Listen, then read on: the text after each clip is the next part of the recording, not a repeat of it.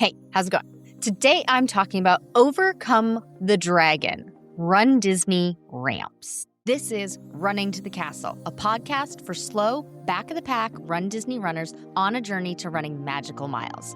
Join me, Dr. Allie, as I share the secrets I've gathered as a runner, doctor of physical therapy, and coach. You'll learn the exact ways I get my clients to the castle strong, have a bigger buffer ahead of the balloon ladies, and have time to stop for character photos. Keep listening if your goal is to PR in fun, cross the finish line without feeling broken, and have energy to enjoy the Disney parks. One of my clients in Stronger, Faster Finisher calls, I think it's the last ramp in the RunDisney races, the Dragon, because it is near impossible. And I love that. I love that she's like, I got to overcome the dragon. I love that thought process of, okay, it's just a dragon.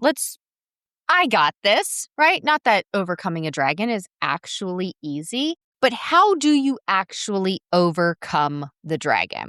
I'm so glad you asked. If you've downloaded my training plans, you see that I recommend running different speed workouts. And you may see that it just lists them: hills, 30, 20, 10, progression run, tempo run, and that's it. And I recommend Tuesday, Thursday, you do those. Well, which one do you do? I'm going to talk about hill workout today. And I think I've talked about this in other podcast episodes, but if I haven't, I'll say it here. When you're using my free training plan, rotate between those 4 speed workouts until you get a sense of what you really, really like. Now, if you hate them all equally, keep them all in the rotation.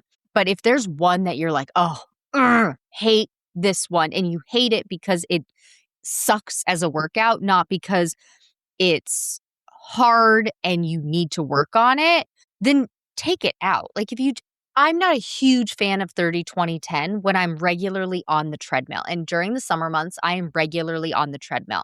So when I'm doing training on the treadmill in the summer months, I don't really do 30, 20, 10 because it's really it's really quick, not hard. It's really quick for the turnover of the paces. That is a much easier one to do outside. So anyway, practice all of the speed workouts for maybe 2 months. That would get you 4 tries, 4 times to practice each one. And I think that is a good enough try to figure out, do I actually like this one? Is this an okay one? And go from there. But today I'm going to talk about the hills. The hills are a solid way to improve your speed in general because you have to go up an incline. When you're going up an incline, it makes it harder for your body. Your muscles work differently than when you're on flat terrain. Your muscles also work differently when they're going downhill. But I've talked about in episodes before about how you don't necessarily have to train for the downhill, but I do recommend training the uphill. So you do get faster because your muscles have to work in a different way. So you're challenging them in a different way. And going at an angle, going uphill makes your lungs and your heart work harder. So you will get faster. Even if you never have to use those hills, if you always choose a workout that is, you always choose a race that is flat course. If you're doing all RunDisney races, you will have some hills at some point on pretty much every single race. You definitely will if you're doing the longer races that go on the highway, because you're going to have on and off ramps for those Disney highways. If you're doing a 5K or a 10K, you might not have such significant ramps, but Disney parks have dips in places, they have the hills in places. So you're going to have it at some point. The great thing about these hill workouts is that it trains you so that when it comes to race day, you get to decide, what am I going to do on these inclines? You don't have to sprint up them. You don't have to run them at all. You get to make a game day decision of, do I want to run up this hill or do I want to take it easy? So training them is going to help you get faster and then make that game day, race day decision that's best for you on that day. So as an example, I tend to walk the hills. That is a personal preference for me. I still train the hill workouts. I train them on the treadmill. I train them outside. I decide on race day that, you know what, I don't need to be exhausted on the hill portion. Based on how fast I can run up and then need to recover, if I do a fast-paced walk, most of the time, that is a better race day choice for me.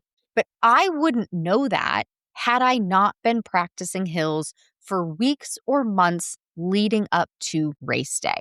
And practicing those hills leading up to race day makes me automatically faster and easier to just walk up those hills. So wouldn't it be better to have that information in your back pocket to be able to make the decision of, yes, I want to sprint up this hill because I want to sprint up the hill, right?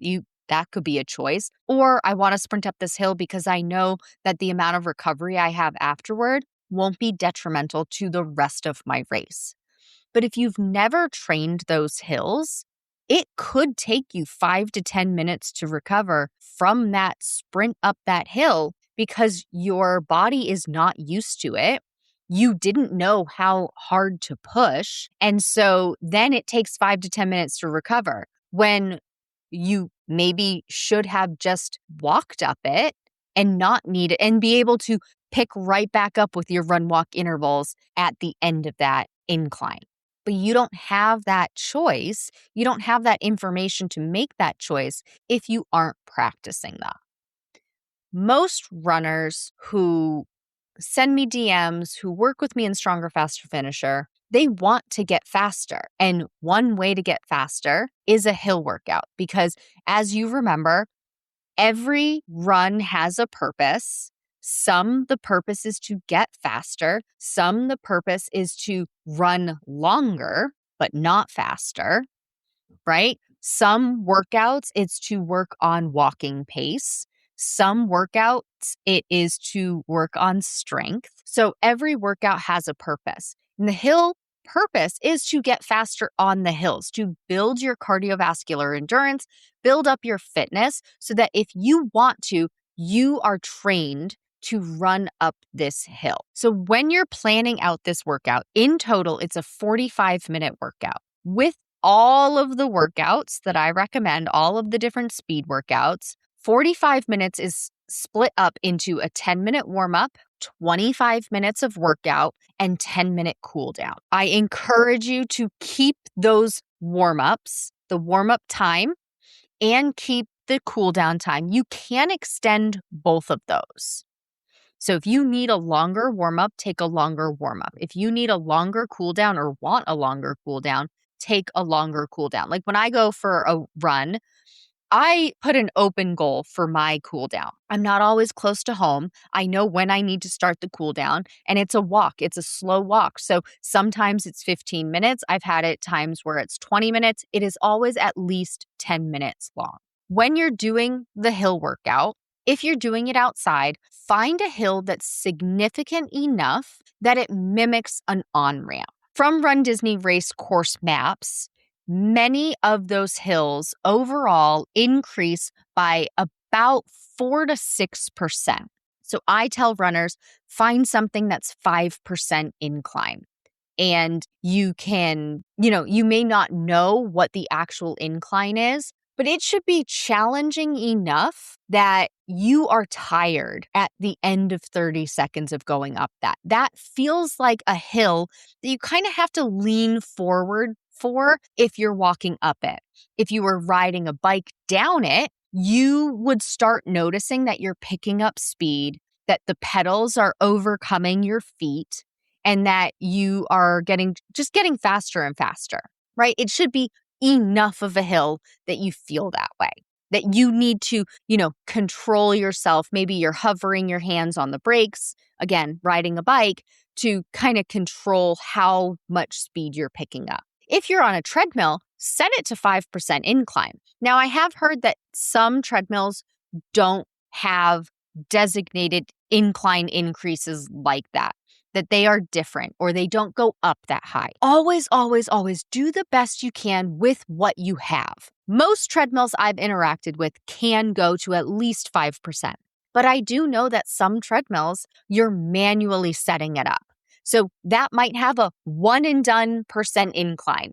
And we may not even know what that incline is. Do what you can with what you have. If you have a chance to do this outside and you have a hill near you, do that on the hill at least once a month. If you can, every time you're doing that hill workout.